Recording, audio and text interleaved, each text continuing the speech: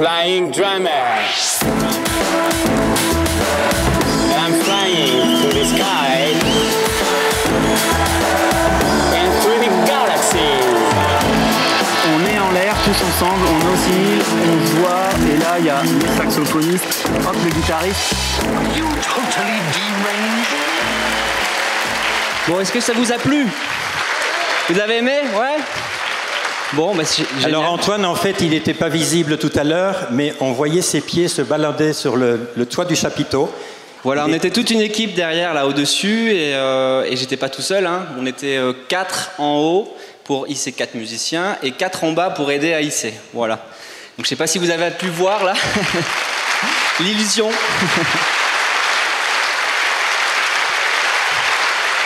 Un vrai travail d'équipe. Et Antoine, j'aimerais que tu nous dises quelques mots sur la genèse en fait de cette équipe justement et de ce magnifique projet que tu portes. De ce joyeux bordel organisé, bien sûr, parce que tout ce qui concerne donc tout ce qu'il faut, qu'est-ce que je voulais dire? Bon, comment ça a démarré? Nous, on s'appelle les Flying Frenchies. Je ne sais pas si vous avez déjà eu l'occasion de nous voir un peu sur les réseaux sociaux, sur Internet, des choses comme ça. Voilà. Du coup, nous, on a commencé par marcher sur des fils un petit peu, ce qu'on appelle de la highline. On a été pionniers en la matière. Et du coup, un des terrains d'expérimentation qu'on a utilisé, parce que la highline à l'époque n'existait pas, donc ça existait très très peu, donc on a dû vraiment beaucoup étudier la chose, se passait notamment dans les gorges du Verdon. Les gorges du Verdon, c'est là où se passe le film. Voilà. Donc à force de passer du temps là-bas, à marcher sur des fils, et du coup ces fils en fait m'ont permis d'imaginer en fait imaginer un espace, voilà, normalement quand on fait de l'escalade on est sur un espace en 2 dimensions, et le fait de tendre des fils ça nous donnait de la 3 dimensions, et ça nous permettait du coup de pouvoir imaginer du coup de faire des balançoires, des choses comme ça. Voilà, donc avec les copains on a quand même beaucoup été là-dessus, et puis après quelques années où on a quand même bien poussé en highline, on les a amenés en haute montagne et tout ça, on s'est retrouvés du coup à se dire mais pourquoi s'arrêter à mélanger des sports, à imaginer des choses dans le sport, pourquoi pas aller plus loin encore dans l'exploration et ouvrir nos portes à l'artistique. Voilà. Donc l'histoire en fait des Flying Frenchies, c'est vraiment une histoire de rencontre et d'amitié où du coup on a ouvert la porte notamment à Freddy Drum and Gong, qui est le batteur qu'on voit là ici, qui lui est arrivé dans toute cette énergie en tant que musicien et un peu touche à tout, et qui s'est dit moi j'ai envie de voler avec ma batterie. Voilà. Donc pour lui c'était une grosse blague de copain quoi, et sauf que moi j'ai trouvé ça absolument génial.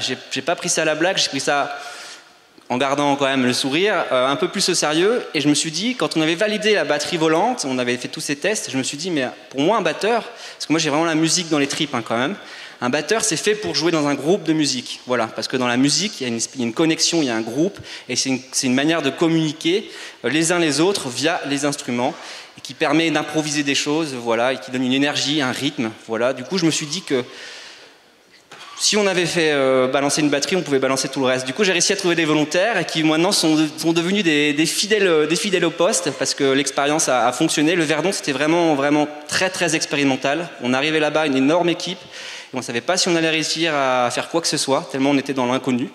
Et du coup, ce qui s'est passé, c'est que ça a vraiment été...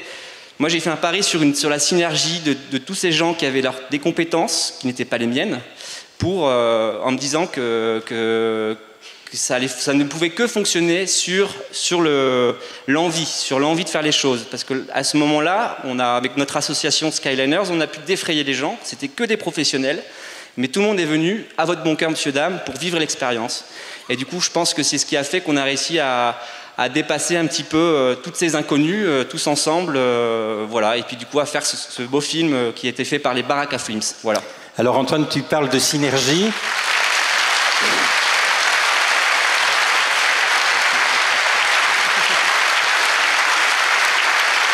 Tu nous as parlé de synergie, et je sais que tu n'aimes pas ce terme pour t'étiqueter de manager, tu n'aimes pas, parce que toi tu estimes que tu ne fais pas du management, et pourtant, moi ce que j'en ai perçu, tu es dans le management.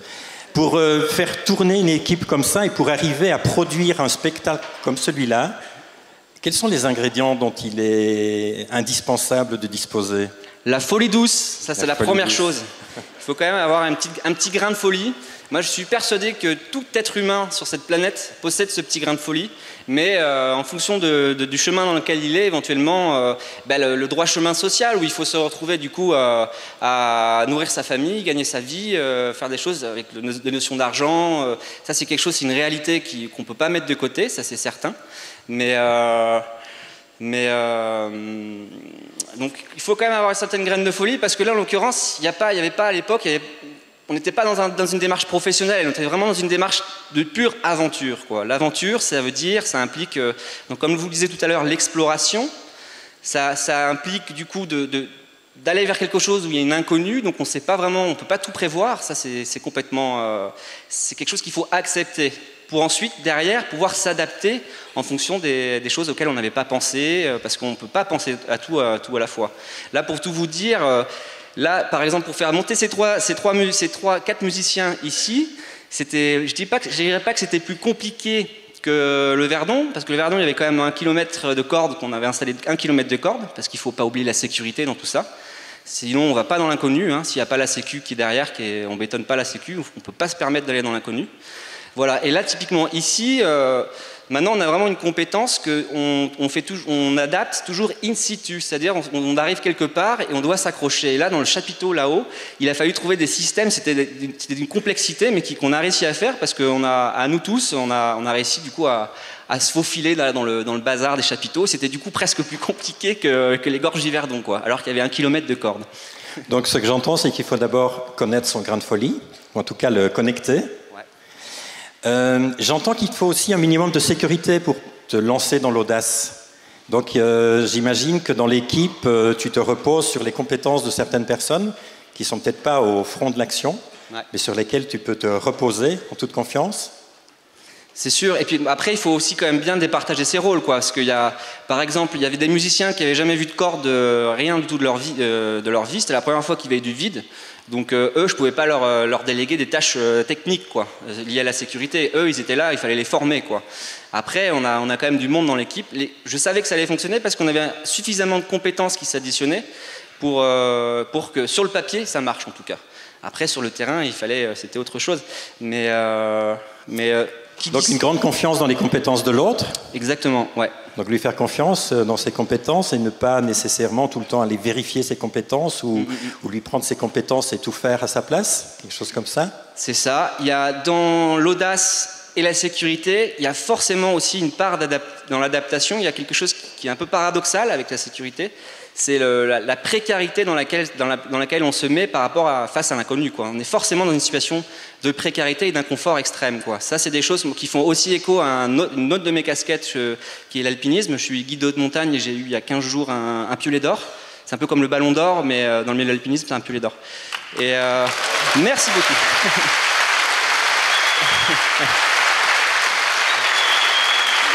Et qu'est-ce que je voulais dire ? Apéro. Oui, ça, l'apéro, c'est très important aussi, hein. Ça, c'est très important de prévoir une bonne bière, quelque chose pour pouvoir avoir un temps de relâche et de voilà. Ça, c'est très très important. Donc il faut qu'il y ait de la joie. C'est un jeu, la vie. Quelque part, c'est un grand jeu. Il faut qu'il y ait de la joie, mais forcément, quand on est dans l'inconnu en équipe, il y a des coups durs, il y a des imprévus, et que forcément, il y a des tensions. Ça, c'est quelque chose qui vient avec, ça, c'est indispensable. Et que nous, ce qui est vraiment...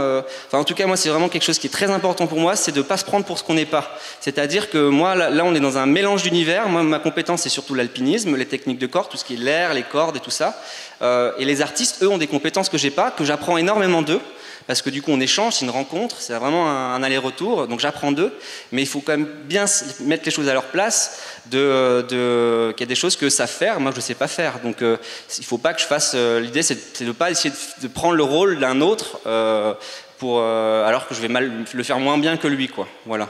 Il ne faut pas se prendre pour qu'on n'est pas, chacun a son rôle, et puis voilà, il ne faut pas se faire mousser, il ne faut pas vouloir... se mettre en avant par rapport au groupe. Je pense que c'est quand même intéressant même si on a un rôle assez indispensable, moi il y a des milliards de facettes dans le leadership. Il peut y avoir un leader général, mais après chaque personne a un leadership plus ou moins subtiles, plus ou moins palpables dans le groupe, quoi. Et ça, c'est quelque chose qu'il faut savoir sentir et reconnaître. Donc j'entends que la réussite, elle est basée sur le fait que chacun soit à sa juste place.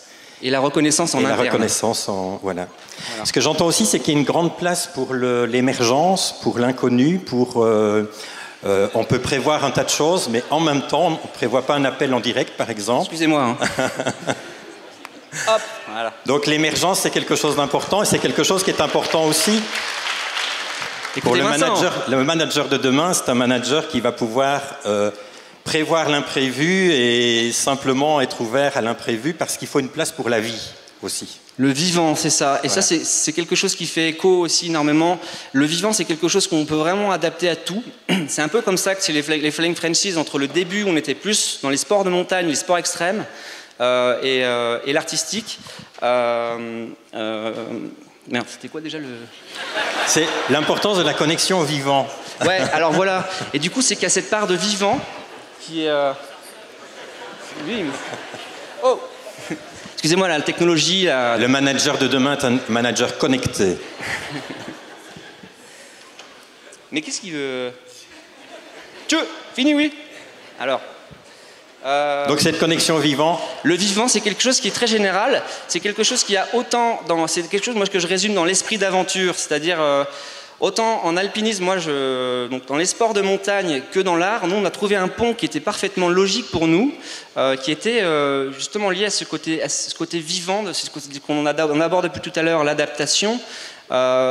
Et dans la musique improvisée, il y a une forme de dialogue qui est autre que le dialogue oral, ça passe par la guitare, mais il y a aussi quelque chose par le clown aussi. On a aussi élargi considérablement, on ne fait pas que de la musique volante, on a aussi des artistes de circassiens, des gens qui sont clowns, acrobates, et eux l'improvisation en clown aussi, c'est quelque chose qui est extrêmement vivant, je dirais même encore plus, c'est une vision de liberté encore plus puissante que tout le reste, le clown. C'est encore plus, parce que ça vient de, je sais pas, c'est, voilà. Mais la vie, c'est quelque chose qui, il y a une puissance quoi qui est là-dedans, pas une puissance au sens le pouvoir de la domination, mais qui est sur l'élan qui va aller de l'avant, quand même.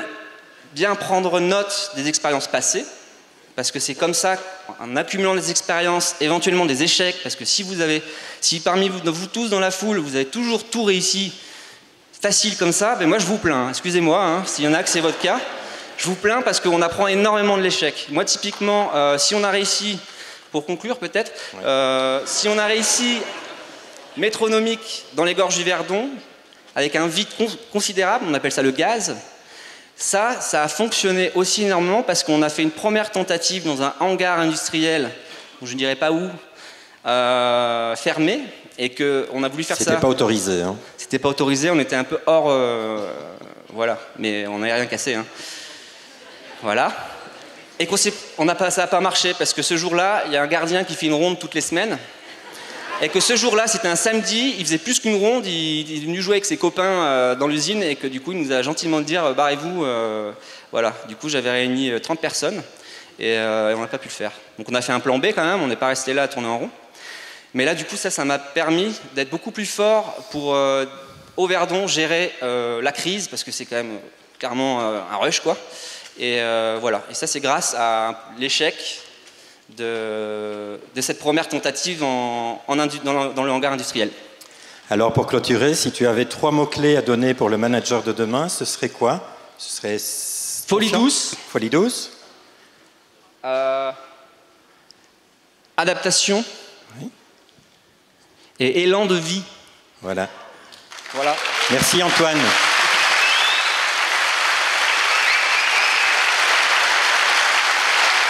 Humilité, blablabla.